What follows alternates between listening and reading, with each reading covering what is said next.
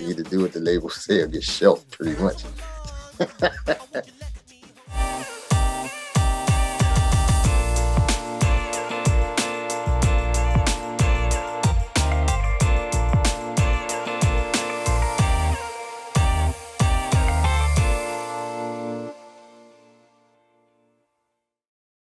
What's up, everybody? It's Soren Baker here on Unique Access Entertainment. As always, please hit that subscribe button. It's right down there and it's free.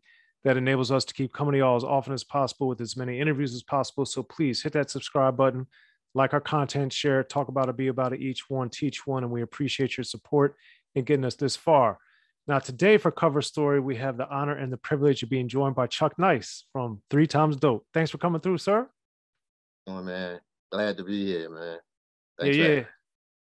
It's definitely an honor. Very excited. And Chuck, we're going to be talking about live from Acknickulous land from 3 Times Dope for the cover story. So this album cover, original styling was just a normal picture, you guys there. But live from Acknickulous land, to me, it looked like a painting or a drawing. So what was going on? What happened? It was actually a drawing, man. They had E.S.T Records, the label we were on, hired a guy named Tim O'Brien. And he met us one time, didn't even take pictures of us or anything. He just looked at us and said, "Got it." We didn't know what he was talking about. Next thing I know, we're having a meeting with E.S.T, and basically they're telling us, "We want you to review the artwork and see what you think about it." So we sitting at the table, they pass around, it was like a poster size of it, and it looked so real, it was crazy. He's like, "Man, you did all that from memory?"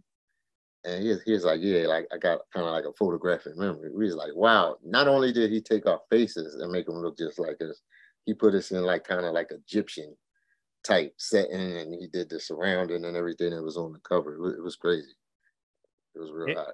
Yes, it was. So with the drawing though, I remember this is before I would have understood a lot of art stuff, but it's also did seem like the drawing was like almost photoshopped even before Photoshop probably. So the way your guys' skin and hair was looking. So like, how did that end up happening that way? That's the way he drew it, man. Like I said, like if you would have seen the original drawing even looked more like real people than what E.S.T put out. Because E.S.T, when they got it in their hands, they colorized it a little bit. So our skin kind of took on an orange type of texture. But in the original, it was so close to the regular skin tone, it was crazy. And then it looked like a photo. Yes, it did.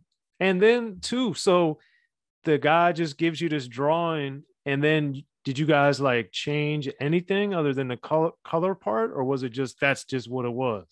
Changed the color part. That was after they got in E.S.T hand. They made their little changes. I guess they wanted to beef up the color a little bit, but to me, it kind of took away from it because it kind of made it look a little bit more cartoonish.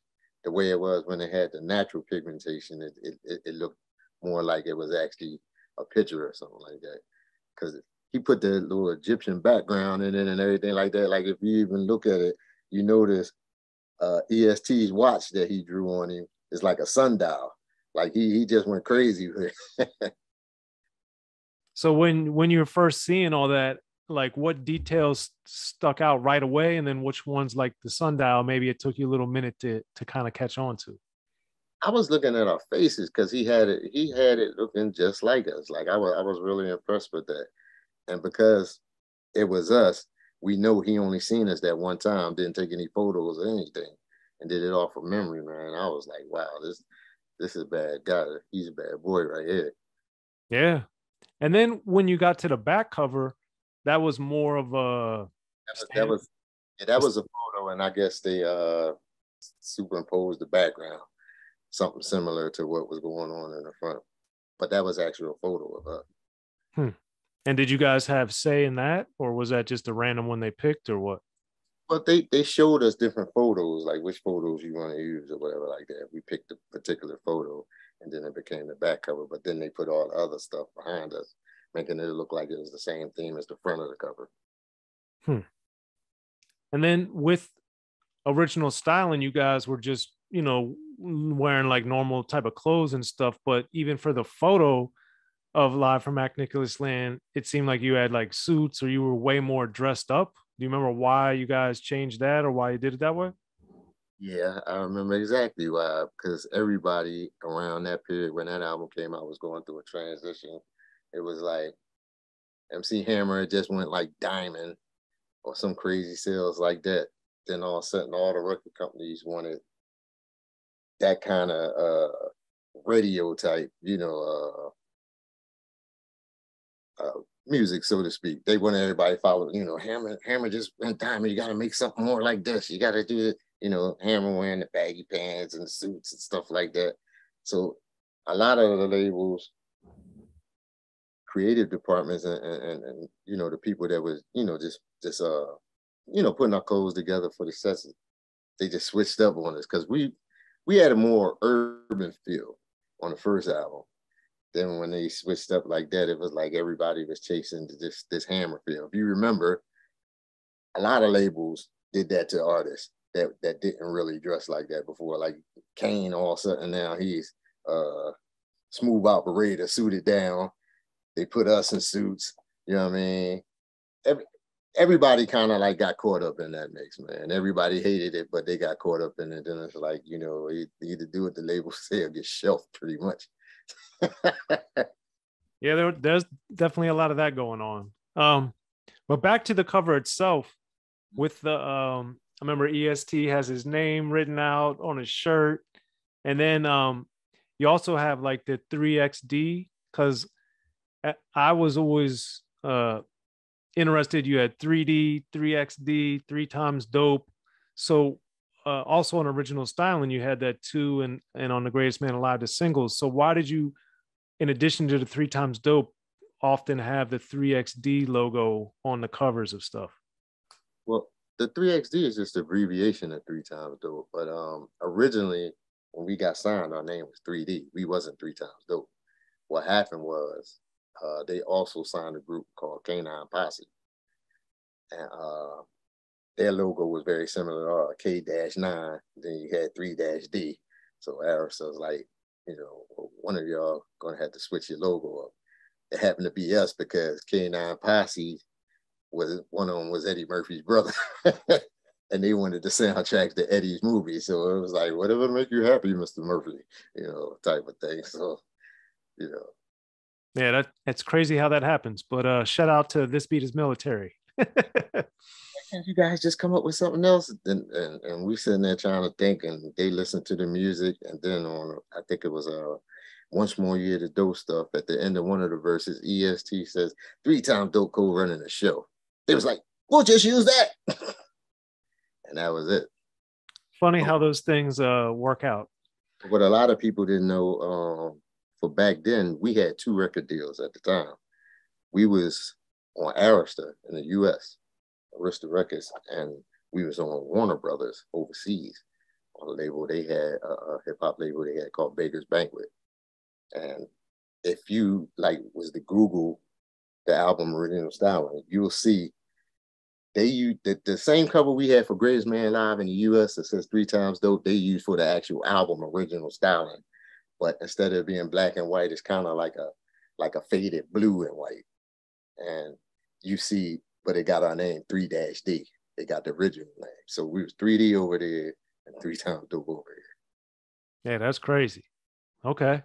Now on Live from Acknickulous Land, what did you think of the shirt that they ended up having you in? Did you like it, or were you just cool, or you didn't like it, or what? Well, my shirt was all right. I mean, it was just basically like a blue tee, but he just put looked like some type of Egyptian jewel around it.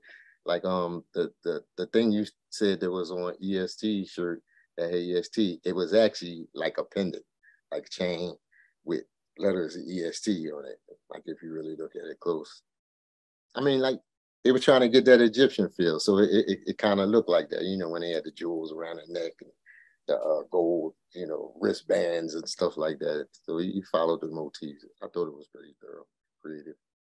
I agree. It was very striking too, because we at this point, 1990 era, Schooly D being from Philly, he had drawn some of his album covers. Too Short was having Just Ice, So there had been some people that had drawings, but Right. this one was the most like lifelike. Schooly D and Just Ice are like cartoonish, same with Too Short, but your guys is like real realistic.